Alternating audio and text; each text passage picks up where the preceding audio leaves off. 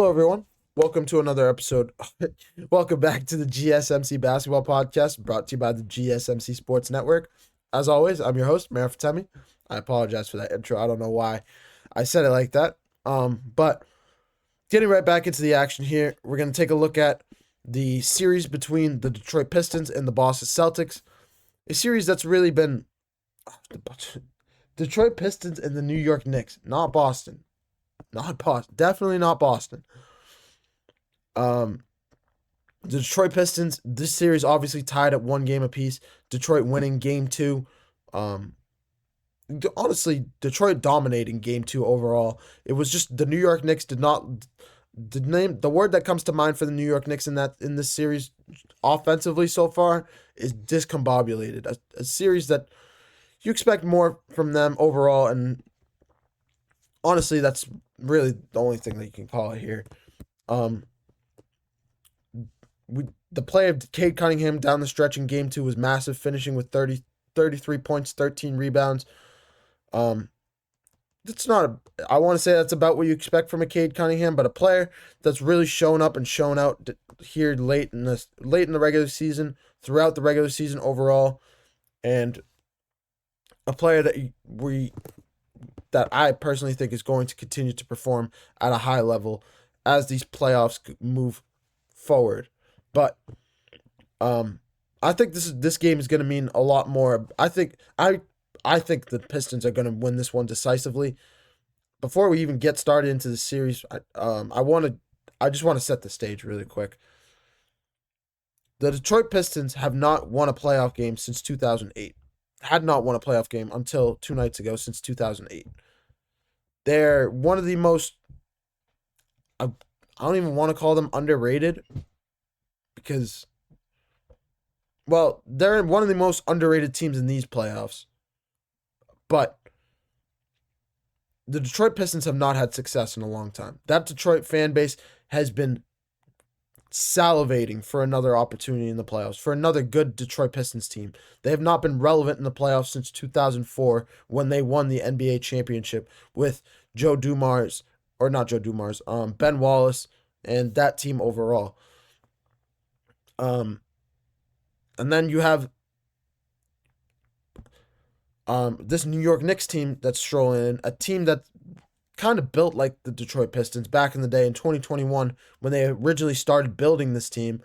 When Leon Rose, the GM of the New York Knicks, started building this team just around grit, defensive tenacity, and just overall trying to make games, mud up games, make games just overall scrappy, and just make a gritty team overall. Just make games scrappy, make games. Don't let teams win the way they want to. Just defensively, just annoy teams. That's really I don't know how else to call it. Just being feisty, being going after the ball, being out hustling teams. That's what the New York Knicks were built on, and that's what this current Detroit Pistons team is built on, with Cade Cunningham, with Jalen Duren, Asher Thompson, who's an unbelievable talent on both sides of the ball. You still have Isaiah Stewart. You still have Malik Beasley, who's a veteran for this team, a shooting veteran for this team. You have Dennis Schroeder, who's another veteran for this team. We saw his impact in Game 2, knocking down a beyond clutch three-pointer with under 30 seconds to play in that one to break a 94-94 tied-up game. Overall, this team is it's built around, it has a bunch of seasoned veterans. It has a lot of young core group of guys. Exceptionally well coached by JB Bickerstaff.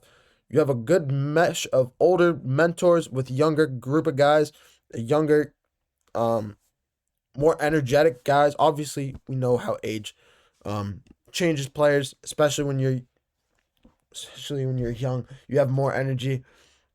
But I think this game is going to be more about the New York Knicks. If the Knicks can somehow pull off this game, they need Jalen Brunson to go ballistic in this one. They need him to score. They need Jalen Brunson to score over 35 points in this one, I'd say. I think we're due for a Jalen Brunson game. He's going to need to step up to the plate to knock off this Detroit Pistons team, because they're going to come out like they're going to come out like they got shot out of a cannon. They're going to come out like the Lakers did in game 2. They're going to come out like the Rockets did last night. They're going to come out, feed off of the crowd's energy around them, and just try and take over this game quick, fast, and in a hurry. If the Knicks fall behind early on, I don't know if I can pick them to win. I don't know if I like their chances to win this game, because we saw them in game 2. They could not. They tried to come back in that one. They couldn't pull it off. Overall, I just think Cade Cunningham. I think it's going to be a Cade Cunningham Jalen Brunson duel, and I'm picking the Pistons to win this game. But I think the Knicks have an opportunity here. A game that they're being ridden off in. I don't know exactly what the odds are. It's probably 115. I think it's actually 115 to 105 in terms of odds. Yeah. Actually, the Knicks are. Wow. The New York Knicks are favored in this one in terms of the betting odds on DraftKings. Um, they're they're projected to win with a minus 115 odds. But I don't know. I actually that actually took me off, but that took me so off guard. I was not expecting that. But yeah, I'm picking the Pistons to win this game to take a 2-1 series lead. I think the play of Cade Cunningham is going to be too much. Jalen Duren, Cade Cunningham going to continue to grow their chemistry, continue to grow as a lob threat duo. And I think it's just going to come down to the play of Jalen Brunson. If Jalen Brunson can keep this team hanging around, how is Karl-Anthony Towns going to play after being called out? Really hearing a lot of criticism after that game 2, having zero points in the second half of game 2. Is he going to come out like Jaren Jackson Jr. did in game 2 against the Grizzlies? Is he going to come out like Jalen Green did last night against the Golden State Warriors? I don't know what's going to happen in this one, really. I really don't, because there's a lot of speculation. There's anything that can happen in this game.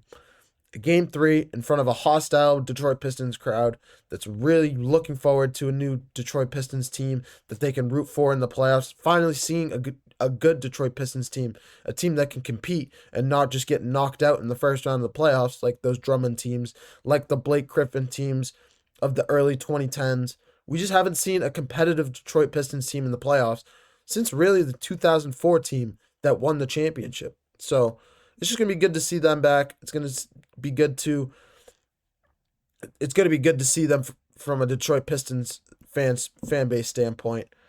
Another little nugget of information that's kind of funny. The Little Caesars State Arena in Detroit, the place where the Pistons play, it's been, for the last week now, it's been announced that they're not allowing any fans outside of Detroit, outside of the Michigan, Ohio, Indiana area to buy tickets for this game. That means anybody from New York that wants to travel for this game is not going to be able to get into the building.